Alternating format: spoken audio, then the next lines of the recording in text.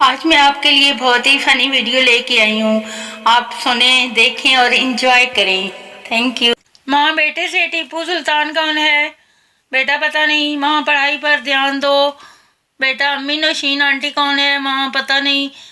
बेटा पापा पर ध्यान दे।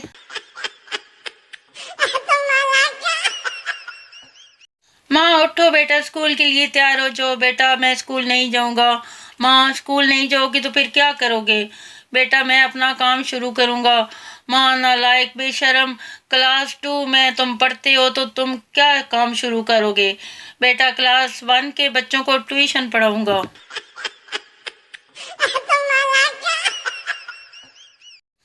इंसान की 4 माएँ होती हैं, अपनी माँ, नानी माँ, दादी माँ और एक वो जिसके बारे में माँ कहती हैं, ये रात के 12 बजे तेरी कौन सी अम्मा का फोन आया है?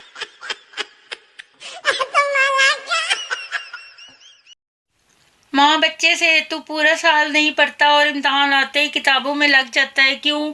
बच्चा क्योंकि लहरों का सुकून तो सभी को पसंद है, लेकिन तूफान में कश्ती निकालने का मजा ही कुछ और है। माँ इधर आ, तुझे बनाती हूँ टाइटैनिक का ड्राइवर।